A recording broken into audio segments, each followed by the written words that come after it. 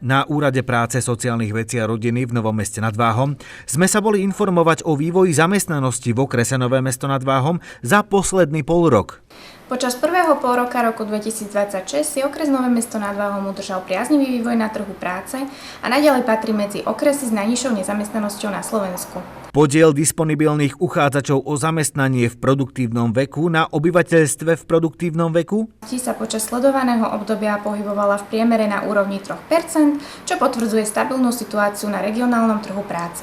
Úrad práce podporuje zamestnanosť prostredníctvom viacerých národných projektov. Zamestnávatelia v sledovanom období prejavili záujem najmä o technické profesie, pracovníkov vo výrobe, v logistike, ale aj v službách.